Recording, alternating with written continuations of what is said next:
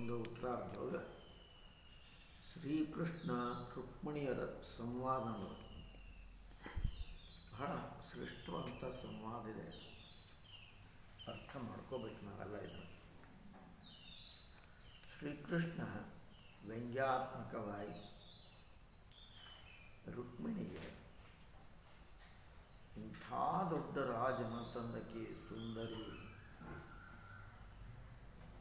ದೊಡ್ಡ ದೊಡ್ಡ ರಾಜರು ನೀನು ಮದುವೆ ಮಾಡ್ಕೊಳಕ್ಕೆ ಬಂದಿದ್ರು, ಅವ್ರನ್ನ ಬಿಟ್ಟು ನೀನು ನನ್ನಂಥವ್ನು ಮಾಡ್ಕೊಂಡು ಈಗಾರ ನಾನು ಹೋಗು ಅಂತ ಹೇಳ್ತಾ ಇದ್ದ.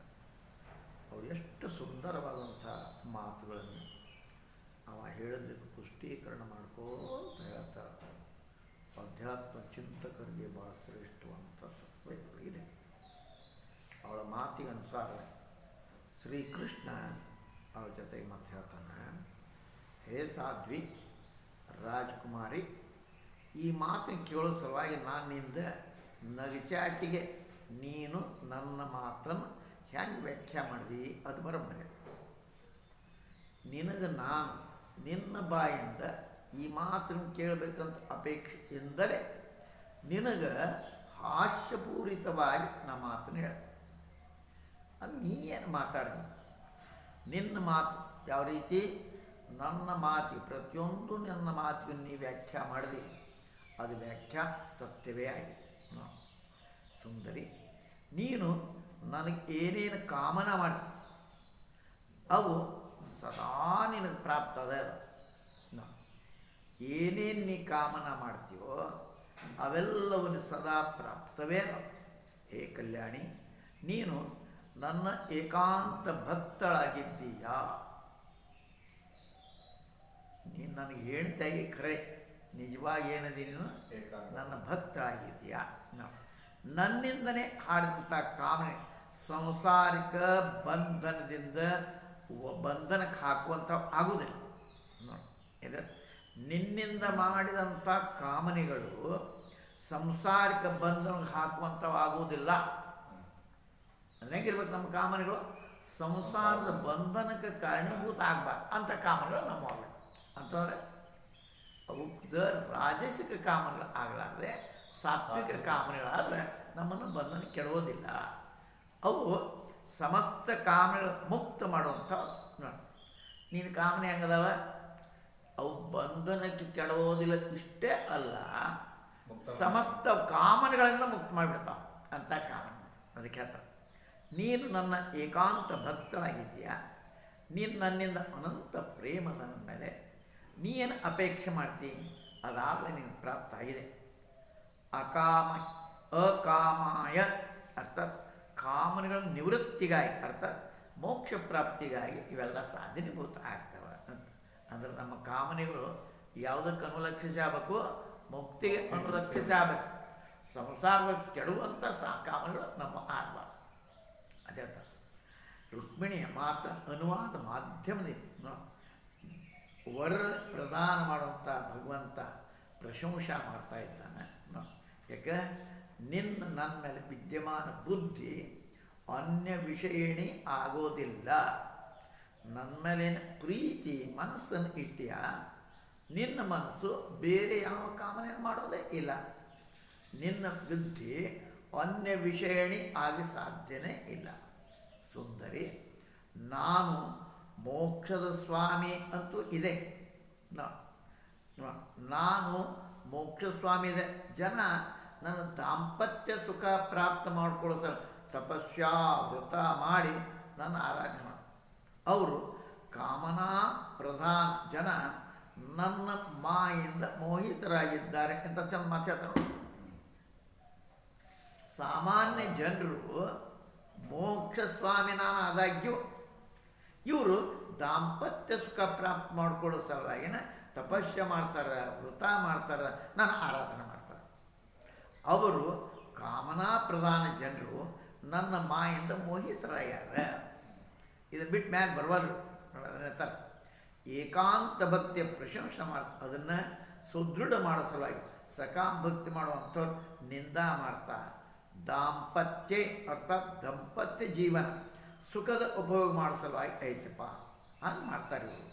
ಹೇ ಪ್ರಿಯತಮೆ, ನಾನು ಮೋಕ್ಷ ಮತ್ತು ಸಂಪತ್ತಿನ ಸ್ವಾಮಿ ಹಿಂಗೆ ನನ್ನನ್ನು ಪ್ರಾಪ್ತ ಮಾಡಿಕೊಂಡು ಸಂಪತ್ತಿಯ ಸ್ವಾಮಿ ನನ್ನಿಂದ ಸಂಪತ್ತಿ ಪ್ರಾಪ್ತ ಮಾಡ್ಕೊಳ್ಳೋಕೆ ಅಪೇಕ್ಷೆ ಮಾಡ್ತಾರಲ್ಲ ಅವ್ರಿಗೆ ಮಂದ ಭಾಗ್ಯವಾನ್. ಏನಂದವ್ರಿಗೆ ಮಂದ ಭಾಗ್ಯವಾನ್. ಅವರು ಭೋಗ ನರಕ ತಥಾ ನರಕದ ಸಮಾನ ಶೂಕರ ಕೂಕರ ಯೋನಿಗೆ ಜೀವನ ಪ್ರಾಪ್ತ ಆಗುವಂಥ ಅದಾರ. ಎಷ್ಟು ಮಂದಿ ತಗೊಂಡ್ರು ನೋಡ್ರು ಅವರು ಭೋಗ ಅವು ಭೋಗ ಹೆಂಗದವ? ಭೋಗ ನರಕದೊಳಗೆ ನರಕ ಸಮಾನವಾಗಿ ಅಂತ ಸುಕರ್ ನರಕ ಬಂದ ನರಕಕ್ಕೆ ಸಮಾನ ಮತ್ತು ಆ ಕುಕರ್ ಯೋನಿ ಹಂದಿ ಯೋನಿ ಆ ಯೋನಿ ಜೀವ ಪ್ರಾಪ್ತವ. ಕಿಂತು ಆ ಜನರಿಗೆ ಮನಸ್ಸು ವಿಷಯದೊಳಗನೇ ಹತ್ತದ. ಅದಕ್ಕೆ ಆ ಜೀವರಿಗೆ ನರಕದೊಳಗೆ ಹೋಗುವುದ ಚಲೋ, ಅದನ್ನೇ ಕಾಮನೆ ಮಾಡ್ತಾರೆ, ಅಲ್ಲಿ ಹೋಗೋದ ಚಲೋ. ಅದಕ್ಕೆ ಅದು ತಿಳಿದಾರೆ ಮಾಯಿಂದ ಮೋಹಿತ ಆಗುವಂಥ ಪ್ರತಿಪಾ ಮಾಂ ಪ್ರಾಪ್ಯ ಇತ್ಯಾದಿ ಶ್ಲೋಕ ಭಗವಂತ ಕೃಷ್ಣ ಅಂತಾನೆ. ಅಪವರ್ಗ ಮೋಕ್ಷದ ಜೊತೆ ಮೋಕ್ಷದ್ದು ಪ್ರಾಪ್ತಿ ಯಾರಿಗೆ ಪ್ರಾಪ್ತ ಆಗಿ ಹೋಗುವಂಥದ್ದಿಲ್ಲ ಅಂಥ ನನಗೆ ಪ್ರಸನ್ನ ಮಾಡ್ಸಲ್ಲ ಯಾರು ಕೇವಲ ವಿಷಯದ ಪ್ರಾಪ್ತಿ ಅಪೇಕ್ಷೆ ಮಾಡ್ತಾರೆ. ನಾ ಎಂಥವನೇ ಮೋಕ್ಷವನ್ನು ಕೊಡಬಲ್ಲೆ ಅಂಥ ನನ್ನಲ್ಲಿ ಅರ್ಥ ಮಾಡಿ ನನ್ನ ಪ್ರಸನ್ನತೆ ಮಾಡಿ ನನ್ನ ಖುಷಿ ಮಾಡಿ ಏನು ಮಾಡ್ತಾರೆ? ವಿಷಯದ ಪ್ರಾಪ್ತಿ ಮಾಡ್ಕೊಳ್ಳೋ ಅಪೇಕ್ಷೆ ಮಾಡ್ತಾರೆ. ಮತ್ತು ನನ್ನ ಅಪೇಕ್ಷೆ ಮಾಡೋದಿಲ್ಲ. ಏನು ಬೇಕು? ನನ್ನಿಂದ ವಿಷಯಗಳು ಬೇಕು. ನಮ್ಮ ಆಶೀರ್ವಾದ ಕೊಡಿ ಸಾಕು, ನಿಮ್ಮನ್ನೇನು ಕೊಡುವುದಿಲ್ಲ ನಾವು. ಆ ಸಂಪತ್ತಿಯು ಸ್ವಾಮಿ ನಾನೇ ಅದೇ. ತಥಾ ಯಾವ ಭೋಗದ ಪ್ರಾಪ್ತಿ ನರಕ ತಥಾ ಅತ್ಯಂತ ಕ್ರೂರ ಇವನು ಪ್ರಾಪ್ತ ಆಗುವಂಥದ್ದು ಅದನ್ನು ಪಡ್ಕೋಬೇಕು ಅನ್ನುವಂಥವ್ರು ಮಂದ ಬುದ್ಧಿಯವರು ಬೇಕಂತ ನೋಡ. ಆ ಪುರುಷರಿಗೆ ಮನಸ್ಸು ಸದಾ ವಿಷಯದೊಳಗೆ ಹತ್ತಿರುವ ಕಾರಣ ಆ ಜೀವರಿಗೆ ನರಕದಲ್ಲಿ ಹೋಗುವುದನ್ನೇ ಚಲೋ ಅನ್ನಿಸ್ತೈತಪ್ಪ ಅವರಿಗೆ. ಅದಕ್ಕೆ ಅವರು ಮಂದ ಭಾಗ್ಯ ಅದಾರ ನೋಡ. ಹೇ ಗೃಹೇಶ್ವರಿ ಶ್ರೀಕೃಷ್ಣ ಅಂತ ರುಕ್ಮಿಣಿಗೆ ಗೃಹೇಶ್ವರಿ ಪ್ರಾಣಪ್ರಿಯ, ನೀನು ಇಲ್ಲಿ ತನಕ ಸಂಸಾರದಿಂದ ಮುಕ್ತ ಮಾಡುವಂಥ ನನ್ನ ಇದು ದೊಡ್ಡ ದೊಡ್ಡ ಆನಂದ, ಭಾಳ ಆನಂದದ ಮಾತು. ದುಷ್ಟ ಪುರುಷರು ಹೀಗೆ ಮಾಡೋಕ್ಕೆ ಸಾಧ್ಯ ಇಲ್ಲ. ಯಾವ ಸ್ತ್ರೀಯರ ಮನಸ್ಸು ದೂಷಿತ ಕಾಮನೆಗಳಿಂದ ತುಂಬಿದೆಯೋ ತನ್ನ ಇಂದ್ರಿಯದ್ದೇ ತೃಪ್ತಿ ಮಾಡೋಕ್ಕೆ ಹೋಗ್ತದೋ ಆ ಎಲ್ಲರ ಸಲುವಾಗಿ ಅಂಥವ್ರ ಸಲುವಾಗಿ ಇದು ನೀ ಏನು ಮಾಡಿದ್ರೆ ಅಂಥದ್ದು ದುಷ್ಕರ ಐತಿ. ಅದಕ್ಕೆ ಹೇ ಗೃಹೇಶ್ವರಿ ನೀನು ನನ್ನ ಸೇವೆ ಸಂಸಾರದ ಮುಕ್ತ ಮಾಡುವಂಥ ಇದೆ. ಇದು ಆನಂದ ವಿಷಯ. ದುಷ್ಟ ಪುರುಷ ಹಿಂಗೆ ಮಾಡೋಕ್ಕೆ ಸಾಧ್ಯ ಇಲ್ಲ. ದೂಷಿತ ಕಾಮನೆಯುಕ್ತ ತಥಾ ತನ್ನ ಇಂದ್ರಿಯ ತೃಪ್ತಿ ಮಾಡುವಂಥ ಸ್ತ್ರೀ ಅವಳ ಸಲುವಾಗಿ ಇಂಥವ್ರ ಸಲುವಾಗಿ ಇದು ದುಃಖದ ಅರ್ಥಾತ್ ಇದು ದುಷ್ಕರ ಕಠಿಣ ಕೆಲಸದ ಇದು ನೋಡೋದು. ಹೇ ಮೋಹಿನಿ, ನಿನ್ನ ಸದೃಶ ನನಗೆ ಪ್ರೇಮ ಮಾಡುವಂಥ ಯಾವ ಪತ್ನಿಯೂ ತನ್ನ ಗೃಹ ನನ್ನ ರೇಖ ಮಾಡ್ತಾ ನೋಡು, ನನ್ನನ್ನು ನೋಡೋಕ್ಕಾಯ್ತು ನೋಡು, ತನ್ನ ಗೃಹ ನಾನು ನೋಡೋದು. ಯಾಕೆ ಯಾವ ಸಮಯ ನೀನು ನನ್ನನ್ನು ನೋಡಿನೂ ಇದ್ದಿದ್ದಿಲ್ಲೋ, ಕೇವಲ ನನ್ನ ಕಥೆಯನ್ನು ಕೇಳಿದ್ದು ಆವತ್ತಿನಾಗ ನಿನ್ನ ವಿವಾಹ ಬಂದಂಥ ರಾಜರ ಉಪೇಕ್ಷಾ ನೀನು ಮಾಡಿ ನನ್ನ ಹತ್ರ ಗುಪ್ತ ಸಂದೇಶ ಕಳಿಸಿ ಆ ಬ್ರಾಹ್ಮಣ ನನ್ನಂತೆ ಕಳಿಸಿದ್ದು. ಇದರತ್ತ ಪ್ರತ್ಯಕ್ಷ ನೋಡಿದ್ದೇನೋ ಏನು ನೋಡಿ ನನ್ನ ಗುಣಗಾನವನ್ನು ಕೇಳಿ ನನ್ನ ಮೇಲೆ ಪ್ರೀತಿ ಇಟ್ಟು ಸುಂದರವಾದಂಥ ಪತ್ರ ಬರೆದು ಆ ಬ್ರಾಹ್ಮಣ ಸಂತೆ ನನ್ನ ಕಡೆ ಕಳಿಸಿದ್ದೆ. ಕಿಂಚ ನನ್ನ ನಿಷ್ಕಾಮಭಕ್ತಿ ಇರುವಂಥ ಭಾಳಷ್ಟು ಸ್ತ್ರೀಯರು ನೋಡಿ, ಕಿಂತು ನಿನ್ನ ಸಮಾನ ನನ್ನ ಭಕ್ತಿ ಮಾಡುವಂಥವ್ರು ಯಾವ ಸ್ತ್ರೀನೂ ನಾನು ನೋಡಿಲ್ಲ. ಈ ಥರ ಭಗವಂತ ರುಕ್ಮಿಣಿಯ ಭಕ್ತಿಯ ಪ್ರಶಂಸೆಯನ್ನು ಮಾಡ್ತಾ ಆಗ್ತದೆ. ಅವತ್ತೊಳಗೆ ನೀನು ಕಥಾ ಮಾತ್ರ ಕೇಳಿದ್ದೆ ಹೊರತಾಗಿ ನನ್ನನ್ನು ನೋಡಿದ್ದಿಲ್ಲ. ಆದರೂ ನನ್ನ ಯುಧ ನನ್ನೊಳಗೆ ಪರಾಗಿ ನಿನ್ನ ತಮ್ಮ ಅಣ್ಣ ಅವನಿಗೆ ನಾನು ವಿರೂಪ ಮಾಡಿ ಮತ್ತು ಕೆಡಿಸಿದ್ದೆ. ಮತ್ತು ಅನಿರುದ್ಧ ವಿವಾಹವತ್ನೊಳಗೆ ಬಲರಾಮ ಏನು ಅವನಿಗೆ ಹೊಡೆದಿದ್ದ. ಕಿಂತು ಅದರಿಂದ ಉತ್ಪನ್ನ ಕಷ್ಟವನ್ನು ನೀನು ನನ್ನ ವಿಯೋಗ ಆಗುವಂಥ ಸಂಭಾವನೆ ಸುಮ್ಮನೆ ಸಹನ ಮಾಡ್ತೀನಿ. ಅಣ್ಣ ಬೇಕಾದಷ್ಟು ಕಷ್ಟ ಕುರೂಪ ಮಾಡಿದೆ ನಾನು. ಆದರೂ ನೀನು ಮತ್ತು ನಾ ಎಲ್ಲಿ ಸಿಟ್ಟಿಗೆ ಬಿಟ್ಟು ಹೋಗ್ಕಾನು ಅಂತೇಳಿ ಸುಮ್ಮನೆ ಸಹನ ನನ್ನಿಂದ ಏನು ಹೇಳಿ. ಇದಕ್ಕೆ ಕಾರಣ ನೀನು ನನ್ನನ್ನು ಗೆದ್ದುಕೊಂಡು ಇದು ಆಗುತ್ತೆ. ಕೃಷ್ಣನ ಗೆದ್ದಲಿಕ್ಕೆ ಯಾಕೆ ಕಣ್ಣಿದ್ರೆ ಕಾಣ ಅವ್ರ ಅಣ್ಣಗೆ ಕ್ಯಾಟ್ ಮಾಡಿ ಹೋಗೋಣ ನಮ್ಮ ಅಣ್ಣನ ಕ್ಯಾಟ್ ಮಾಡಿದೀನಿ ಅಂದಿರಲಿಕ್ಕೆ ಹಾಗೆ ಇದು ಮಾಡಿ ಅದು ವಿವಾಹ ಸಮಯದಲ್ಲಿ ದ್ಯೂತ ಸಭೆಯ ರುಕ್ಮಿಣಿ ಅಣ್ಣ ರುಕ್ಮಿಣಿ ರುಕ್ಮಿ ಅದ್ರ ವಧ ಆಗಿತ್ತು. ಆ ಭಕ್ತರು ಅಥವಾ ಇನ್ನೊಂದು ಸಮಯದೊಳಗೆ ಅವನ ಸ್ಮರಣ ಮಾಡಿ ಮೇಲಿನ ಮೇಲೆ ಉತ್ಪನ್ನ ಕಷ್ಟ ನೀನು ನನ್ನ ವಿಯೋಗದ ಭಯದಿಂದ ಮತ್ತು ಇವಾಗ ಬಿಟ್ಟು ಹೋದ್ರೆ ಅಂಥೇಳಿ ಮಾಡಿ. ಇದಕ್ಕೇನೆ ಇದರ ದ್ವಾರ ನೀನು ತಿಳ್ಕೊಬೇಕಲ್ಲ. ಇದು ಆದಮೇಲೆ ಅನಿರುದ್ಧನ ವಿವಾಹನೂ ಇನ್ನು ಆಗುವುದದ ಅನ್ನೋದು ಗೊತ್ತಿತ್ತು. ನೀನು ನನ್ನ ಪ್ರಾಪ್ತಿಗಾಗಿ ಏನು ದೂತನ ದ್ವಾರ ಗುಪ್ತ ಸಂದೇಶ ಕಳಿಸಿತು. ಕಿಂತು ಯಾವಾಗ ನೀನು ನನ್ನ ಮುಟ್ಟೋ ಸ್ವಲ್ಪ ತಡಾತು ಅಂತ ನೋಡಿದೆವು ಆವತ್ತೇ ನನಗೆ ನಿನ್ನ ಸರ್ವಾಂಗ ಸುಂದರ ಶರೀರ ಬೇರೆದವ್ರ ಯೋಗ್ಯ ಅಲ್ಲ ಅಂತ ತಿಳ್ಕೊಂಡು ಅದನ್ನು ತ್ಯಾಗ ಮಾಡೋ ನಿಶ್ಚಯ ಮಾಡಿದೆ. ಶ್ರೀಕೃಷ್ಣ ಬರಲಿಕ್ರೆ ಶರೀರ ತ್ಯಾಗ ಮಾಡೋ ನಿಶ್ಚಯ ಮಾಡಿದೆ. ಯಾಕೆ ಮತ್ತು ಅವ್ರ ಕಡೆ ಹೋದಿತ್ತಲ್ಲ ಅವ ಹತ್ಲಕ್ಕೆ ಕೊಟ್ಟಿಟ್ಟ. ಆ ಸಮಯದಲ್ಲಿ ನಿನಗೆ ಈ ಸಂಸಾರ ಅದಕ್ಕೆ ಸಪ್ಪು ಅನ್ನಿಸ್ತಿತ್ತು. ನಿನ್ನ ಈ ಪ್ರೇಮದ ಬದಲ ಇದಕ್ಕೆ ಏನು ಇದು ಬದಲು ನಾ ಏನು ಕೊಡಲ್ಲ. ಅದಕ್ಕೆ ಇದು ಕೇವಲ ಅಭಿನಂದನೆ ಮಾಡ್ತೇನೆ ನಿನಗೆ ಕೃಷ್ಣ ಹೇಳ್ತಾನೆ.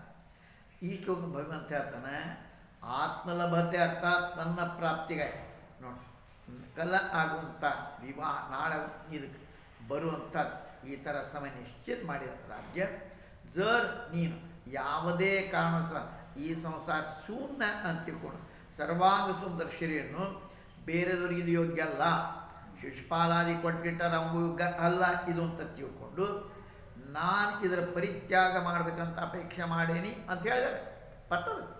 ಜರ್ ನೀವು ಹತ್ತು ಸಮಯಕ್ಕೆ ಬರಲಿಲ್ಲ ಅಂದರೆ ಈ ಶರೀರ ತ್ಯಾಗ ಮಾಡಿರ್ತೀನಿ. ಇದನ್ನು ಹೇಳಿ ನೀನು ದೂತರು ಕಳಿಸಿದ್ದೆಲ್ಲ ಅದು ಕಮಲನಯನ ಯದಿ ನಾನು ನಿನ್ನ ಕೃಪಾ ಪ್ರಾಪ್ತ ಆಗಲಿಲ್ಲ ಅಂದರೆ ನಾನು ಪ್ರಾಣ ತ್ಯಾಗ ಮಾಡ್ತೀನಿ ಬರೆದಿದ್ದಾರೆ ಪತ್ರದಾಗ. 100 ಜನ್ಮ ವ್ರತವನ್ನು ಮಾಡಿ ನೋಡಿ ಕೃಷ ಶರೀರ ಎಂದೂ ಬೇರೆದವ್ರು ನಿನ್ನ ಕೃಪಾ ಆಕತ್ತೆ ನನಗೆ. ಅನೇಕ ವರ್ಷ ತಪಸ್ಸು ಮಾಡ್ತೀನಿ ನೀನೇ ಬೇಕು ನನಗೆ ಅಂತ.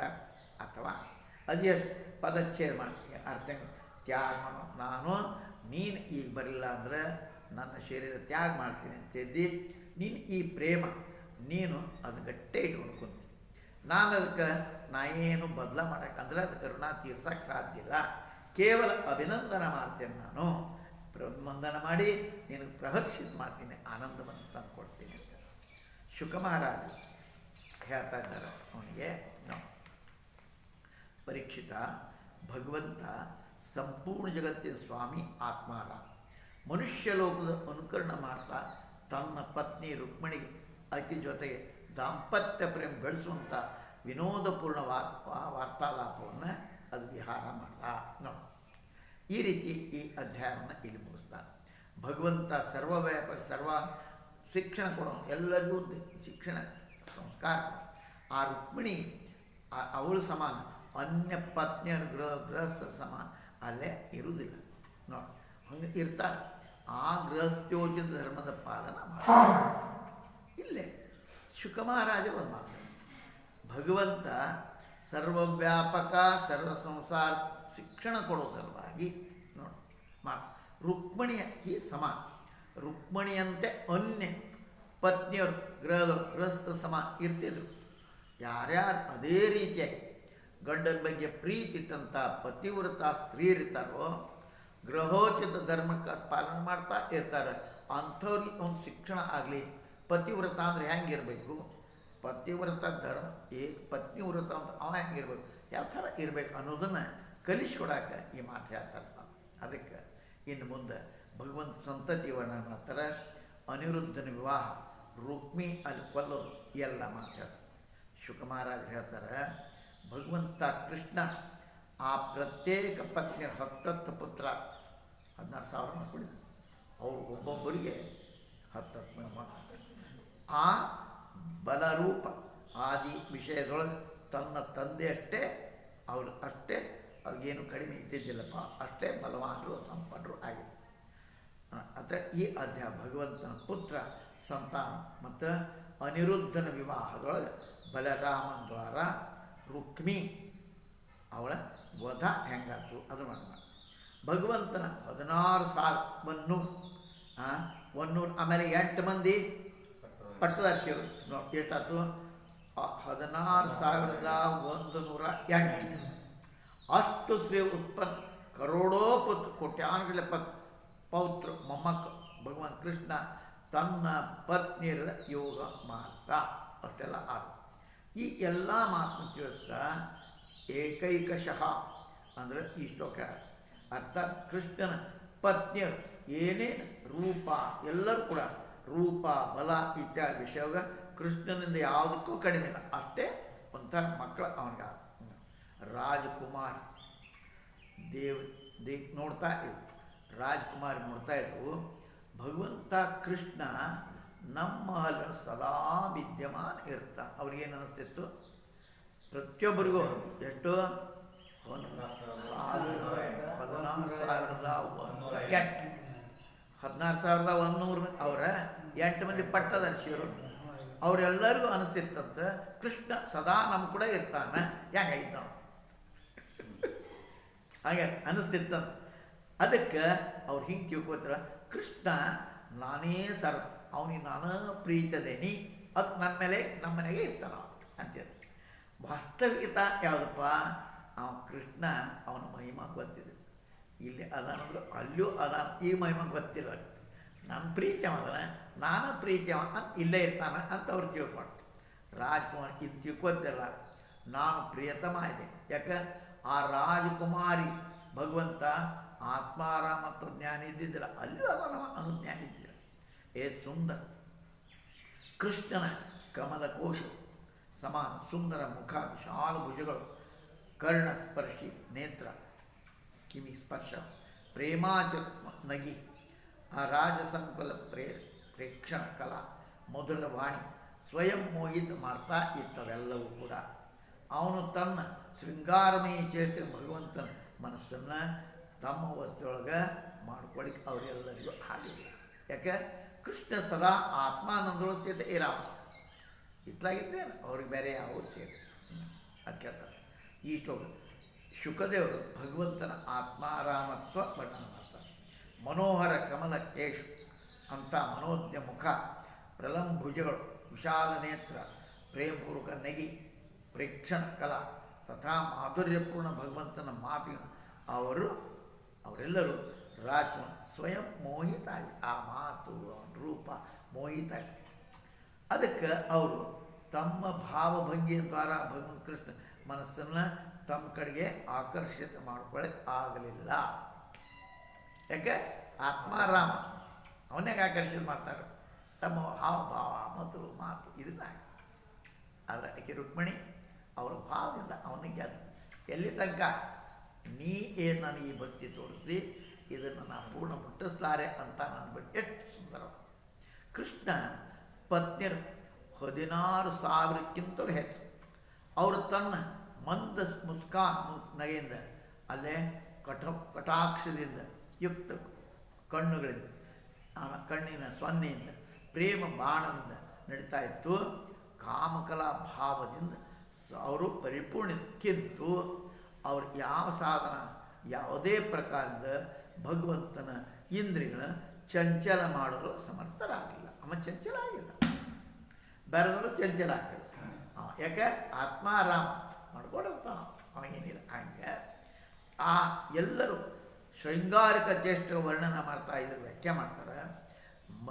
ಮಂದವಾಂತ ನಯಿ ಅಂತ ನಯಿ ತಥಾ ಕಟಾಕ್ಷಪ ಅಭಿವ್ಯಕ್ತ ಮಾಡುವಂಥ ಅಭಿಪ್ರಾಯ ಮನೋಹರದಿಂದ ಪ್ರೇಷಿತ. ಆಮೇಲೆ ಸುರತ್ ಸಂಬಂಧಿ ಮಂತ್ರ ಪಟ್ಟು ಬಾಣ್ ದ್ವಾರ ತಥಾ ಬೇರೆ ಸ್ತ್ರೀಗಳು ಕೃಷ್ಣನ ಇಂದ್ರಿಯಗಳನ್ನು ಚಂಚಲ ಮಾಡೋದು ಅಸಮರ್ಥ. ಅಂದರೆ ಅವನ ಮನಸ್ಸು ಯಾವುದರಿಂದನೂ ಚಂಚಲ ಆಗ್ತಾ ಇರಲಿಲ್ಲ. ಇವರೇನು ಭಾವ ಗೀವ ರಗಡ ಮಾಡಿದ್ರು ಅವನ ಮನಸ್ಸು ಚಂಚಲ ಆಗಿ ಸಾಧ್ಯ ಇಲ್ಲ. ನೋಡಿ, ರಾಜ ಪರೀಕ್ಷಿತ ದೊಡ್ಡ ದೊಡ್ಡ ದೇವತೆಗಳು ಯಾರ ಪ್ರಾಪ್ತಿ ಮಾರ್ಗವನ್ನು ತಿಳ್ಕೊಳ್ಳೋದಿಲ್ಲವೋ ಆ ಲಕ್ಷ್ಮೀ ಭಗವಂತನ ಪತಿ ರೂಪದಿಂದ ಪ್ರಾಪ್ತ ಆ ಸ್ತ್ರೀಯರು ಸದೈವ ಅವನ ಪ್ರೇಮ ಆನಂದ ವೃದ್ಧಿ ಮಾಡ್ತಾ ಇದ್ದರು. ಮತ್ತು ಆ ಪ್ರೇಮದ ನಕ್ಷ ಮಧುರ ಚಿತ್ವನ್ ನಮ ಸಮಾಗಮ ಲಾಲಸ ಆದಿ ಭಗವಂತನ ಸೇವಾ ಮಾಡ್ತಾ ಅವನು ಸೇವಾ ಮಾಡ್ತಾಯಿದ್ರು ಎಲ್ಲರೂ. ಮತ್ತು ಅಲ್ಲೇ ಇದ್ದಾನೆ ಅಂದ ಬಳಿಕ ಅವನು ಸೇವಾ ಮಾಡ್ತಾನೆ. ಎಲ್ಲರೂ ಶೃಂಗಾರಿಕ ಚೇಷ್ಟ ಪ್ರೇಮಪೂರ್ಣ ನಗಿ ಅನುರಾಗಪೂರ್ವಕ ಚಿತ್ವ ತಥಾ ನವೀನ ಸಂಗಮದ ಲಾಲಸ ಆದಿ ಪೂರ್ಣ ಇದ್ದು ಆ ಭಗವಂತ ಕೃಷ್ಣನ ಸೇವಾ ಮಾಡ್ತಾಯಿದ್ರು. ತಥಾ ಆ ಎಲ್ಲರ ಅನುರಾಗಪೂರ್ಣ ನಗಿ ಚಿತ್ವ ತಥಾ ನವೀನ ಸಂಗಮ ಆದಿ ಲಾಲಸ ಭಗವಂತ ತನ್ನ ಕಡೆಗೆ ಆಕೃಷ್ಟ ಮಾಡ್ಕೊಳ್ಳಿ ರಗಡ್ ಸೇವಾ ಮಾಡ್ತಾರೆ. ಆದರೆ ಅವನನ್ನು ಈ ಕಡೆ ಎಳ್ಕೊಳ್ಳೋ ಇದು ಸಾಧ್ಯ ಇಲ್ಲ. ಯಾಕಂದರೆ ಈ ಹೊರಗಿನ ಭಾವಕ್ಕೆ ಅವ ಮೆಚ್ಚ ಅಲ್ಲ. ಅದಕ್ಕೆ ಆ ಎಲ್ಲರೂ ಪ್ರತ್ಯೇಕ ಪತ್ನಿಯರ ಜೊತೆ ನೋಡಿ ಅತ್ಲಾಗ ಸಹಸ್ರಾರು ದಾಸರು ಇರ್ತಿದ್ರು. ಅವ್ರು ಕೂಡ ಹಿಂಗೆ ಆದಾಗ್ಯೂ ಯಾವಾಗ ಭಗವಂತ ಆ ಎಲ್ಲರ ಮಹಲ್ನೊಳಗೆ ಇರ್ತಿದ್ನೋ ಅವಾಗ ಅವ ಸ್ವಯಂ ಮುಂದೆ ಬಂದು ಅವನ ಆದರಪೂರ್ವಕವಾಗಿ ಅದು ಬರೋದನ್ನು ಮಾಡ್ತಿದ್ರು. ಶ್ರೇಷ್ಠ ಆಸನ ಮೇಲೆ ಕುಡಿಸ್ತಿದ್ರು, ಉತ್ತಮ ಸಾಮ ಪೂಜಾ ಮಾಡ್ತಿದ್ರು, ಅವನ ಕಾಲು ಹಿಚ್ಚಿದ್ರು, ಎಲೆಡಿಕೆ ಕೊಡ್ತಿದ್ರು. ಆ ಕಾಲು ಹಿಚ್ಚಿಗೆ ಅವನ ದಂಡ ದೂರ ಮಾಡುತ್ತಾ ಚಂದನಾದಿ ಹಚ್ತಿದ್ರು, ಪುಷ್ಪ ಹಚ್ತಿದ್ರು, ಕೇಶ ಹಚ್ತಿದ್ರು, ಅವನ ಸ್ನಾನ ಮಾಡಿಸ್ತಿದ್ರು. ಅನೇಕ ಪ್ರಕಾರ ಭೋಜನ ಮಾಡಿ ಅವನ ಕೈ ಭಗವಂತನ ಸೇವಾ ಮಾಡ್ತಾ ಇದ್ರವರು. ಕಿಂತು ನೋಡಿ ಅದೇ ಮುಂದೆ ಬಂದು ಅಲ್ಲೇ ಮತ್ತೆಲ್ಲ ದ್ವಾರ ಭಗವಂತನ ಸೇವಾ ಮಾಡ್ತಾರೆ. ಪ್ರೌಢಭಾವ ಇರುವಂಥ ನವೀನ ಸಂಗಮ ಆದಿ ಸಮಾಪ್ತ ಆಗದೇ ಇರುವಂಥ ಕಾರಣ ತಥಾ ಉತ್ಸುಕತಾವಶ ಆ ಥರದ ಪ್ರೀತಿ ಇರುವ ಆ ಶ್ಲೋಕದ ದ್ವಾರ ಬೇರೆ ಪ್ರಸ್ತಾವ ಆ ಸಬ್ಬರ ಮೇಲಿದ ಮೇಲೆ ಆವೃತ್ತಿ ಸೌಂದರ್ಯಾತಿಶಯ ಕಾರಣ ಎದಕ್ಕಪ್ಪ ಭಾಳ ಸುಂದರ, ಕೃಷ್ಣನು ಸುಂದರ, ಅದಕ್ಕಾಗಿ ಅವನ ಸೇವಾ ಅದು ಮಾಡ್ತಾ ಇದ್ದರು. ನೋಡಿ ಕೃಷ್ಣನ ಪ್ರತ್ಯೇಕ ಪತ್ನಿಯರು 10 ಪುತ್ರ. ಅದನ್ನು ನಾನು ಮೊದಲೇ ಹೇಳಿ ಅದರೊಳಗೆ 8 8 ಮಂದಿ ಪಟ್ಟದಾಗ ಅವ್ರ ಪ್ರದ್ಯುಮ್ನ ಪುತ್ರ ವರ್ಣನ ನಾನು ನಿನಗೆ ಹೇಳ್ತೇನೆಪ್ಪ. ಈ ಶ್ಲೋಕದಿಂದ ಪ್ರಾಸಂಗಿ ಮಾತನ್ನು ಹೇಳಿ ಪ್ರಸ್ತುತ ವರ್ಣನ ಮಾಡ್ತಾರೆ. ಆ ಎಲ್ಲ ಪತ್ನಿನ 10 ಪುತ್ರ ಅದ್ರ 8 ಮಂದಿ ಪಟ್ಟದ ಆ ಎಲ್ಲರ ವರ್ಣನ ಅಲ್ಲೇ ಮೊದಲು ಮಾಡೋದು. ಆ ಎಲ್ಲರ ಪುತ್ರ ವರ್ಣನ ಅಲ್ಲೇ ಮಾಡ್ತೀನಿ ನೋಡಿ. ಚಾರುದೇಶನ ಸುದೇಶನ ಪರಾಕ್ರಮಿ ಚಾರುದೇಹ ಸುಚಾರು ಚಾರುಗುಪ್ತ ಭದ್ರಚಾರು ಚಾರುಚಂದ್ರ ವಿಚಾರು ಮತ್ತು ಸುಚಾರು ಇವರು ರುಕ್ಮಿಣಿ ಗರ್ಭದಿಂದ ರುಕ್ಮಿಣಿ ಗರ್ಭದಿಂದ ಭಗವಂತ ಪ್ರದ್ಯುಮ್ನ ಆದಿ 10 ಪುತ್ರರು ಉತ್ಪನ್ನ. ಯಾವುದೇ ವಿಷಯದೊಳಗೆ ತನ್ನ ಪಿತಾ ಅವರೆಲ್ಲ ತಂದೆಗಿಂತ ಕಡಿಮೆ ಇದ್ದಿದ್ದಿಲ್ಲ. ಅವರೆಲ್ಲ ಒಳ್ಳೆ ಪರಾಕ್ರಮಿ ಇದ್ದರು. ಭಾನು ಸುಭಾನ್ ಸರ್ವಭಾನ್ ಸುಪ್ರಭಾನ್ ಭಾನುಮಾನ್ ತಥಾ ಚಂದ್ರಭಾನ್ ಭರತ್ಭಾನ್ ತಥಾ ಅಷ್ಟಮಃ ಅತಿಭಾನ್ ಶ್ರೀಭಾನ್ ಎಲ್ಲ ಅವನ ಮಕ್ಕಳು. ಇವರೆಲ್ಲ ಮತ್ತೆಲ್ಲ ಅವರೆಲ್ಲರೂ ಕೂಡ ಅವರೆಲ್ಲರೂ ಕೃತು ಐತೈ ಇವರು ಜಾಂಬುವತಿ ಮಕ್ಕಳೆಲ್ಲ ಅವರೆಲ್ಲ ಪಿತೃ. ಭಾನು ಸುಭಾನ್ ಸುರ್ಭಾನ್ ಇವರೆಲ್ಲ ಋತುಭಾನ್ ಸತ್ಯಭಾನ್ 10 ಮಕ್ಕಳು. ಜಾಂಬುವತಿ ಕೂಡ ಸಾಂಬ 10 ಪುತ್ರರು. ಸಾಂಬ ಸುಮಿತ್ರ ಪುರುಜಿತ್ ಶತಜಿತ್ ಸಹಸ್ರಜಿತ್ ವಿಷಯ ಚಿತ್ರಕೇತು ಬಸುಮಾ ದ್ರವಿಡ ಕೃತು ಇವರು ತನ್ನ ತಂದೆಯಷ್ಟೇ ಪರಾಕ್ರಮಿಗಳೇ ಇದ್ದರು. ವೀರ ಚಂದ್ರ ಅಶ್ವಸೇನ ಚಿತ್ರವು ವೇಗವಾನ್ ವೃಷ ಆಂ ಶಂಕ ವಸು ಶ್ರೀಮಾನ್ ಕುಂತಿ ಇವರು ನಗ್ನಜಿತಿ ಸಾತ್ಯಜಿ ಅವಳು 10 ಪುತ್ರ. ಸಾತ್ಯಜಿ ಆಕೆ ನಗ್ನಜಿತಿ ಆಕೆ. ಶ್ರೀಮಾನ್ ಕುಂತಿ ಅಥವಾ ವಸು ಆ ವಿಶೇಷಣ ಅದು ಕೊಟ್ಟಾರೆ. ಕಾಲಿಂದಿನಿ ಅವಳಿಗೂ 10 ಮಕ್ಕಳು. ಅವರು ಶ್ರುತ ಕವಿ ಋಷ ವೀರ ಸುಬಾಹು ಭದ್ರ ಏಕಲ ಶಾಂತಿ ದರ್ಶ ಪೂರ್ಣಮಾಸ ಎಲ್ಲರೂ ಅಲೆಕ್ಕಿಂತ ಸಹ ಸೋಮಕ ಅನ್ನ. ಭದ್ರ ಅವ ಏಕಲಿ ಒಬ್ಬನೇ. ಸೋಮಕ ಎಲ್ಲಕ್ಕಿಂತ ಸಣ್ಣ. ಆ ಎಲ್ಲ ಕಾಲಿಂದಿನಿ ಪುತ್ರ ಅವರು. ಮದ್ರ ದೇಶದ ರಾಜಕುಮಾರಿ ಲಕ್ಷ್ಮಣ ಆಕೆ ಹೆಸರು ಲಕ್ಷ್ಮಣ.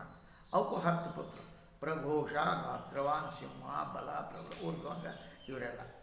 ಮಿತ್ರವಿಂದ ವೃಕ ಹರ್ಷ ಅನಿಲ ಗಂಧ ವರ್ಣನ ಇವೆಲ್ಲವು ಆಕೆ ಮಿತ್ರವೃಂದ 10 ಪುತ್ರರು. ಆಮೇಲೆ ಭದ್ರಯ್ಯ 10 ಪುತ್ರರು. ಸಂಗ್ರಾಮಜಿತ್, ಬೃಹತ್ಸೇನ, ಶೂರ, ಪ್ರಹರಣ, ಅರಿಜಿತ್ ತಥಾ ಇವರೆಲ್ಲ ಅವನ ಮಕ್ಕಳು. ಆಮೇಲೆ ಭಗಕೃಷ್ಣನ ರೋಹಿಣಿ ಗರ್ಭದಿಂದ ದೀಪ್ತಿಮಾ, ತಪ್ತ ಏವಂ ತಾಮ್ರ ಆದಿಪುತ್ರರು. ಪ್ರದ್ಯುಮ್ನ ಅವಳ ಪತ್ನಿ ರುಕ್ಮವತಿ ಗರ್ಭದಿಂದ ಅನಿರುದ್ಧ ಅನ್ನುವಂಥ ಮಹಾಬಲವಾನ್ ಪುತ್ರ ಅವ ಹುಟ್ಟದ. ರೋಹಿಣಿಯ ಪುತ್ರ ವರ್ಣನ ಅನ್ಯ ಪತ್ನಿಯರ ಪುತ್ರ ಉಪಲಕ್ಷಣ ಸಲಹೆ ಅಲ್ಲಿ ಬರಲ್ಲ. ರಾಜ ರುಕ್ಮಿಣಿ ಭೋಜಕನ ನಗರದ ರಾಜ ರುಕ್ಮಿಯ ಪುತ್ರಿ ಆಗಿ ಈ ಎಲ್ಲರ ಪೌತ್ರ ಎಷ್ಟು ಮಂದಿ? ಸಾವಿರಾರು ಮಂದಿ. ಕೃಷ್ಣ ಪುತ್ರ ಮಾತೆಯ ಸಂಖ್ಯೆ 16,108 ಆಗಿತ್ತು. ಹೌದಲ್ಲ, ಆ ತಾಯಂದ್ರೆ ಅಷ್ಟೆಲ್ಲ. ಆ ಎಲ್ಲರ ಬೇರೆ ಭಗವಂತ ಕೃಷ್ಣನ ಪುತ್ರ ಇದ್ದರು. ಆ ಎಲ್ಲರ ಪೌತ್ರ ಅವರೆಲ್ಲ ಕೇಳಿದ್ರೆ ಕೋಟ್ಯಾನುಗಟ್ಟಲೆ ಆಗ್ತಿತ್ತಪ್ಪ. ಇದಕ್ಕೆ ಕಾರಣ ಏನು? ಭಗವಂತ ಕೃಷ್ಣ ಪತ್ನಿಯರು ಭಾಳ ಇದ್ರು. ನಮ್ಗೆ ಮಾತರಹ ಕೃಷ್ಣ ಜತಾನ ಚಕಾರ 16,000ಕ್ಕಿಂತಲೂ ಅದಿ 8 ಪತ್ನಿಯರು ಅವ್ರು ಅಲ್ಲೇ ಹೇಳ್ಯಾರಪ್ಪ. ಅವಾಗ ರಾಜ ಕೇಳ್ತಾನೆ, ಹೇ ವಿದ್ವಾನ್, ಯುದ್ಧದೊಳಗೆ ಕೃಷ್ಣ ಪರಾಜಿತ ಆಗಿ ಏನು ಸದಾ ಆ ಅವಕಾಶ ಪ್ರತೀಕ್ಷಾ ಮಾಡ್ತಾ ಇದ್ನೋ, ಅವಾಗ ಅವಕಾಶ ಸಿಕ್ಕರೆ ನಾ ಕೃಷ್ಣನ ಬದಲ ತಗೋತೇನೆ ಅಂತಿರಲ್ಲ. ಆ ರುಕ್ಮಿ ಅಂದರೆ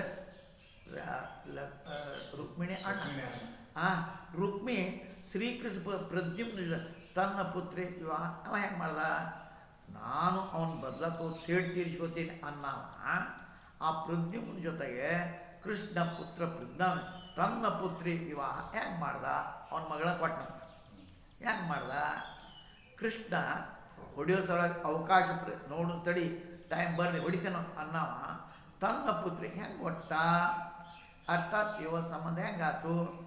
ನಾನು ಹೇಳ್ತಾನೆ, ಯೋಗಿ ಜನ ಭವಿಷ್ಯತ್ ಭೂತ ವರ್ತಮಾನ ಅತೀಂದ್ರಿಯ ದೂರಸ್ಥ ವ್ಯವಹತ್ ಮಾತನ್ನ ಭಾಳ ಥರ ಅವ್ರಿಗೆಲ್ಲ ತಿಳ್ಕೊತಾರಪ್ಪ. ಮುಂದೆ ಏನಾಗಿತ್ತು ಅಂತೇಳಿ ಜರ್ನಿ ಅಂದೆಪ್ಪ. ನಾನು ರುಕ್ಮಿಯ ಅಭಿಪ್ರಾಯ ಹೆಂಗೆ ತಿಳ್ಕೊಳ್ಳಿ ಅಂದರೆ, ಈಗ ಉತ್ತರ ರಾಜ ಪರೀಕ್ಷಿತ ಅನಾಗತ್ ಆದಿ ಶ್ಲೋಕನ ಹೇಳ್ತಾರೆ. ಅತೀಂದ್ರಿಯ ಅರ್ಥಾತ್ ನಾವು ಇಂದ್ರಿಯ ದ್ವಾರ, ಅವಿಷಯಭೂತ ವಿಪ್ರಕೃಷ್ಟ ಅರ್ಥಾತ್ ದೂರಸ್ಥಿತ, ವ್ಯವಹಿತಂ ಅರ್ಥಾತ್ ಬಾಗ್ಲ ಆದಿ ವ್ಯವಧಾನ. ಅದು ಕೂಡ ನಮಗೆ ಹೆಂಗೈತಪ್ಪ, ನಮಗೆ ಮುಂದಿಂದ ಕಾಣಂಗಿಲ್ಲ, ಮುಂದಿನ ತಿಳಿದೂನಿಲ್ಲ. ಈ ಗಾಡಿಯಿಂದ ಅತ್ಲಾಗ ಏನೈತೆ ನಮ್ಗೆ ಗೊತ್ತಾಗ, ಇವು ಅಡ್ಡ ಬರ್ತಾವೆ. ಅದಕ್ಕೆ ಶುಕ ಮಹಾರಾಜ ಹೇಳ್ತಾರೆ, ರಾಜ ಪ್ರದ್ಯುಮ್ನ ಸಾಕ್ಷಾತ್ ಕಾಮದೇವ ಇದ್ದವ, ಅದರಿಂದ ಬಂದ ಕಾಮ ಸತ್ಕೊಳ್ಳಿ ಈ ಹೊಟ್ಟೆಗೆ ಬಂದ. ರುಕ್ಮಿಣಿ ಆ ಸ್ವಯಂವರ ಅವನ ವರ್ಣ ಅಲೆ ಮಾಡಿ ನೋಡಿ. ರುಕ್ಮವತಿ ಅವನ ರುಕ್ಮವತಿ ಅವ ಸ್ವಯಂವರ ಅವನ ವರ್ಣ ಮತ್ತು ಅವನೇ ಬೇಕಾಗಲಿ. ಪ್ರದ್ಯುಮ್ನ ಒಬ್ಬನೇ ಅಲ್ಲಿಗೆ ಒಂದು ಏಕತ್ರ ಎಲ್ಲ ರಾಜ ಗೆದ್ದು ರುಕ್ಮವತಿ ಹರಣ ಮಾಡ್ಕೊಂಡು ಬಂದಿದ್ದ. ಹೆಂಗೆ ಕೊಟ್ಟಪ್ಪ ಅಂದ್ರೆ ಹಿಂಗೆ ಸ್ವಯಂವರ ನೇಮಿಸ್ತಾರೆ. ಮತ್ತು ಆಕೆ ಮಗಳು ಪ್ರದ್ಯುಮ್ನ ಮಾಲೆ ಹಾಕಿದ್ರು. ಅಂದ ಬಳಿಕ ಉಳಿದವ್ರು ಮಾಡಿದ್ರೆ ಅವ್ರನ್ನ ಹೊಡೆದ ಪ್ರದ್ಯುಮ್ನ ನೋಡಿ. ಇದು ಉತ್ತರದ ಸ್ವಯಂವರದ ರುಕ್ಮವತಿ ಪ್ರದ್ಯುಮ್ನ ವರ್ಣ ಮಾಡಿ ಅವನ್ನ ಆರಿಸಿಕೊಂಡು ಪ್ರದ್ಯುಮ್ನ ಅಲ್ಲಿದ್ದಂಥ ಒಬ್ಬನೇ ಎಲ್ಲ ರಾಜ ಪರಾಜ ಮಾಡಿ ಅವಳ ಕರ್ಕೊಂಡು ನೋಡಿ. ಹೆಂಗೆ ಕೃಷ್ಣನಿಂದ ಅಪಮಾನಿತ ರುಕ್ಮಿ ಯದ್ಯಪಿ ವೈರವನ್ನು ಮರ್ತಿದ್ದಿಲ್ಲ, ಆದರೂ ತನ್ನ ತಂಗಿ ಪ್ರಸನ್ನ ಮಾಡಿಸೋಳ ತನ್ನ ಆ ಪ್ರದ್ಯುಮ್ನಿಗೆ ತನ್ನ ಪುತ್ರಿ ವಿವಾಹ ಮಾಡಿಕೊಟ್ಟಿದ್ದ.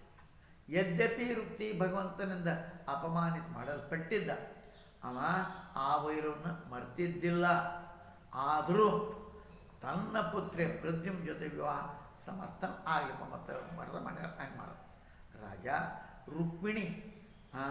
ರುಕ್ಮಿಣಿಯ ಪುತ್ರಿ ಚಾರುಮತಿ ದೊಡ್ಡ ದೊಡ್ಡ ನೇತ್ರವುಳ್ಳವಳು, ಅವ್ರ ಜೊತೆಗೆ ಕೃತವರ್ಮ ಅವನ ಪುತ್ರ ಬಲಿ ಅಲ್ಲಿ ವಿವಾಹ ಮಾಡಿಕೊಂಡು.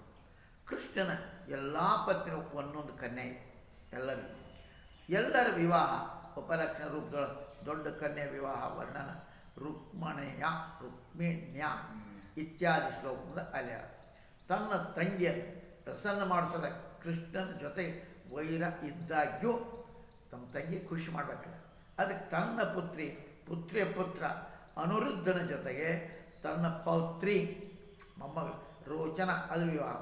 ಯದ್ಯಪಿ ಅವು ಗೊತ್ತಿತ್ತು ಈ ವಿವಾಹ ಧರ್ಮದ ವಿರುದ್ಧದ, ಆದರೂ ಪ್ರೇಮ ಬಂದು ಬಿತ್ಕೊಂಡು ಮತ್ತು ಪ್ರೇಮ ಅದನ್ನು ತಿಳ್ಕೊಂಡು ಅವ ಅಲ್ಲೇ ಮದುವೆ ಮಾಡ್ದ. ನಾ ವೈ ಏನ ಅರ್ಥಾತ್ ವಿವಾಹ. ಈ ವಿವಾಹ ಧರ್ಮದ ವಿರುದ್ಧ ತಿಳ್ಕೊಂಡು ಅರ್ಥಾತ್ ಶತ್ರುನ ಅನ್ನ ತಿನ್ನಬಾರ್ದು ಹಂಗೆ ಗೊತ್ತಿದ್ರು ದ್ವೇಷ ಮಾಡದೇ ಇರುವಂಥ ತನ್ನ ಅದನ್ನ ಅಲ್ಲೇ ನೋಡು, ಶತ್ರುವಿನ ಅನ್ನ ತಿನ್ನಬಾರ್ದು, ಅವಾಗ ದ್ವೇಷ ಮಾಡುವಂಥವ್ರಿಗೆ ತನ್ನ ಅನ್ನ ಉಣಿಸ್ಬಾರ್ದು. ನಮಗೆ ದ್ವೇಷ ಮಾಡೋ ಅನ್ನ ಉಣಿಸ್ಬಾರ್ದು. ಈ ಥರ ಲೋಕದ ವಿರೋಧ ಇದ್ದಾಗ್ಯೂ ತಥಾ ಯಾರ ಕಾರಣ ನರಕ ಸಿಗೋ ತಥಾ ಲೋಕ ವಿರೋಧಿ ಅದು ಆಚರಣೆ ಮಾಡಬಾರ್ದು. ಈ ಥರ ನಿಷೇಧ ಇದ್ದಾಗ್ಯೂ ಅವ ಕೊಟ್ಟ. ರಾಜನ್ ಆ ವಿವೇಹದ ಪತ್ನಿಯೊಳಗೆ ರುಕ್ಮಿಣಿ, ಬಲರಾಮ, ಭಗವಂತ, ಕೃಷ್ಣ, ಪ್ರದ್ಯುಮ್ನ ತಥಾ ಸಾಂಬ ಆದಿ ಭೋಜಕಟ ಅಲ್ಲೇ ಎಲ್ಲ ಭೋಜಕ್ಕೆ ಬಂದಿದೆ. ವಿವಾಹ ನಿರ್ವಿಘ್ನ ಪೂರ್ಣ ಆದಾಗ ಕಲಿಂಗದೇ ನರೇಶ ಆದಿ ಸೊಕ್ಕಿನ ರಾಜರಂದರು ನೀನು ಬಲರಾಮನನ್ನು ದೂತ ಗೆಳ ದೂತ ಕರಿ ಪಗಡಾಡ ಅವನಿಗೆ ಗೆಲ್ಲ. ರಾಜನ್ ಅನಕ್ಷಯ ರಾಜಗಳು ಹೇಳಿದರು, ಹೇ ರಾಜ ಬಲರಾಮ ಅವಾಗ ಅದು ಆಟ ಆಡಕ್ಕೆ ಬರಲಿ ಗೊತ್ತಿಲ್ಲ ಅವಾಗ, ಆದರೂ ಅವನ್ನ ಆ ಆಟ ಖುಷಿ ಐತಿ, ಆಡೋದು ಗೊತ್ತಿಲ್ಲ ಅವಾಗ, ಅದು ಖುಷಿ ಆಯ್ತು. ಈ ಥರ ಹೇಳಿದಾಗ ರುಕ್ಮಿ ಬಲರಾಮನ ಕರೆದು ಅವನ ಜೊತೆಗೆ ಆಟ ಆಡಕ್ಕೆ ಶುರು ಮಾಡಿದ. ಸತ್ರ ಸಮಃ ಬಲರಾಮ ಮೊದಲೇ 100, 1000 ಆದಮೇಲೆ 10,000 3 ಅಂತ 10 ರೊಕ್ಕ ಎಡ್ಡ ರುಕ್ಮಿ ಗೆದ್ದ. ಆವತ್ತಿನಾಗ ಕಲಿಂಗ ನರೇಶ ಬಲರಾಮ ಹಲ್ಲು ತೋರ್ಸಕತ್ತ ಮತ್ತು ನಗ್ತಾ ಬಲರಾಮ ನಗ್ಚಾಟಿ ಮಾಡಕತ್ತ. ಬಲರಾಮ ಅನುಸಾರ ಮಾಡೋಕ್ಕಾಗಲಿಲ್ಲ, ಅವ ಸಿಟ್ಟಿ ಎದ್ಬಿಟ್ಟ. ಅವನು ಅದು ಆದಮೇಲೆ ರುಕ್ಮಿ 1,03,000 ದಾವ ಹತ್ತದ. ಬಲರಾಮ ಜಿತಲಿಯ ಕಿಂತು ಗೆದ್ದ. ಆದರೆ ರುಕ್ಮಿ ಧೂರ್ತತ ಹೇಳಿಸ್ರ ನಾನು ಗೆದ್ದೇನಿ ಅಂತ ಅಂದ. 1,03,000 ಹೆಡ್ ಹಚ್ಚಿದ್ರು. ಕೈವತ್ ಅರ್ಥಾತ್ ಕಪಟದಿಂದ ಕ್ರೋಧದಿಂದ ಕೂಡ ಕ್ಷುಬ್ಧ ಬಲರಾಮ ಕೆಂಪ ಮಾಡಿ ಕೆಂಪ ಕ್ಷುದ್ರ ಆಗಿ ಅವನು 10 ಕರೋಡ್ ಮೂರು ಅಲ್ಲಿ ಅವ 10 ಕೊಡ ಅದ್ರ ಹತ್ತಿರ ಧರ್ಮಾನುಸಾರ ಈ ದಾವನ್ಕೋ ಬಲರಾಮ ಗೆದ್ದ. ಅದ್ರ ಮೇಲೆ ಛಲ ಅದು ಮಾಡಿಕೊಂಡು ರುಕ್ಮಿ ನಾನು ಗೆದ್ದೇನೆ ಈ ವಿಷಯದ ಸಭಾಸ ಕಲಿಂಗನ ರಾಜ ಇತ್ಯಾದಿ ಅವರೆಲ್ಲ ಕಪಟದ ಸಾರ್ಥಕೋ ರುಕ್ಮಿ ನಾನು ಗೆದ್ದೇನೆ ಅಂತ ಅಂದ. ಆವತ್ತಿನೊಳಗೆ ಆಕಾಶವಾಣಿ ಧರ್ಮಾನುಸಾರ ಬಲರಾಮನೇ ಅವ ಗೆದ್ದ. ರುಕ್ಮಿ ಸುಸುಳ ಮಾತಾಡಕತ್ತಾನ ಅಂಥೇಳಿ ಆಕಾಶವಾಣಿ ಆಯ್ತು. ಆಕಾಶವಾಣಿ ಆಕಾಶ ಪರ್ವ ಮಾಡಲಾರ್ದೆ ಕೆಂಪು ಪ್ರೇರಿತ ರುಕ್ಮಿ ದುಷ್ಟರಾಜ ಪ್ರೇರಿತ ಆಗಿ ಬಲರಾಮನ ಉಪಹಾಸ ಅವನು ಅಷ್ಟಾದರೂ ಅವನ್ನ ಚಾಟಿ ಮಾಡಕತ್ತ. ಬಲರಾಮ ನೀವು ಜನ ಒಂದು ಅಡವ್ಯಾಗ ಅಡ್ಡಾಡೋರು ನೀವು ಅಲ್ಲೇ ನಿಮಗೆ ಈ ದೂತ ಆಡೋದು ನಿಮಗೇನು ಗೊತ್ತಾಗಲ್ಲ. ಹತ್ತಿರ ಮತ್ತು ಬಾಣ ಆಡುವಂಥ ಕೆಲಸ ರಾಜಗಂಡ್ರಿಗೆ ಗೊತ್ತವಲ್ಲ. ರುಕ್ಮಿದಾರ ಈ ಥರ ಆಕ್ಷೇಪ ಮಾಡ್ದಾಗ್ತತ ರಾಜ ಉಪಹಾಸ ಮಾಡ ಬಲರಾಮ ಪರದಿ ಎತ್ತಿ ಅವ್ರನ್ನ ಮಗಲಿಗೆ ಸಭಾ ಅಲ್ಲೇ ಹೊಡೆದ ಬಿಟ್ಟ. ನೋಡ್ತಾನೆ ಕ್ರುದ್ರ ಆಗಿ ಬಲರಾಮ ಓಡ್ತಾ ಇರುವಂಥ ಕಲಿಂಗರಾಜ ಬಲಪೂರ್ವಕವಾಗಿ ಇಟ್ಕೊಂಡು ಅವನ ಹಲ್ಲನ್ನು ತೆಗೆದು ತೋರಿಸ್ತಾ ಅವನ ಹಲ್ಲು ತೆಗೆದು ಕಿಸು ತೋರಿಸಿ ನಾನು ಹಲ್ಲ ತೆಗೆದುಬಿಟ್ಟ. ರಾಜ ಬೇರೆ ರಾಜರು ಅವನ ಭುಜ ಜಂಗ ಎಲ್ಲ ಕತ್ತರಿಸೋರು, ರಕ್ತ ಲತಪತ್ ಅಂತಿದ್ದು. ಬಲರಾಮದ ಪರದಿ ಪೀಡಿ ಆ ಕಾರಣ ಎಲ್ಲರೂ ಹೆದರಿಬಿಟ್ರು. ಪರೀಕ್ಷಿತ ತನ್ನ ರುಕ್ಮಿ ಅವನು ಹೊಡೆದು ಹೋದಾಗ ರುಕ್ಮಿಣಿ ತಥಾ ಬಲರಾಮ ಇಬ್ಬರು ಸ್ನೇಹದ ಭಂಗ ಭಯ ಶ್ರೀಹರಿ ಅವನಿಗೆ ಇದು ಚಲೋ ಅನ್ನಿಸ್ತಿಲ್ಲ, ಅವನಿಗೆ ಕೆಟ್ಟೂ ಅನ್ನಿಸ್ತಿಲ್ಲ. ಹಾಕಿ ಬಿಡೋದು ಅವ್ನು ಕೆಟ್ಟು ಅನ್ನಿಸ್ತಾ ಚಲೋ ಅವನು ಹೇಳ್ತಾನ. ಅದು ಆದಮೇಲೆ ಆ ನೋಡರು ಸಾಕು ಶ್ರೇಷ್ಠ ರಥ ಅದನ್ನ ಕುಣಿಸಿ ಅನಿರುದ್ಧನ್ ವಿವಾಹ ಶತ್ರು ವಧ ಎರಡೂ ಪ್ರಯೋಗ ಸಿದ್ಧ ಆದಾಗ ಬಲರಾಮಾದಿ ಇದು ಭಗವಂತ ಆಶ್ರಯ ಇಟ್ಕೊಂಡು ಭೌತ ಕಟ್ಟದೊಳಗೆ ಎಲ್ಲ ಊಟ ಮಾಡಿದ್ರಪ್ಪ. ಈ ರೀತಿ ನವವಿವಾಹಿತ ರೋಚನ ಜೊತೆಗೆ ಯಾರ ಅಭ್ಯುದಯ ತಥಾ ಶತ್ರುವಧ ಆದಿ ಇಡೀ ಪ್ರಯೋಜನ ಸಿದ್ಧ ಆಯಿತು ಅಂತ ಹೇಳ್ತಾರೆ. ಈ ರೀತಿಯಾಗಿ ಈ ಅಧ್ಯಾಯ ಮುಗಿಸ್ತಾ ಮುಂದೆ ಉಷಾ ಅನಿರುದ್ಧ ಮಿಲನ ಹೇಳ್ತಾರೆ. ಅದನ್ನು ಶಿವ.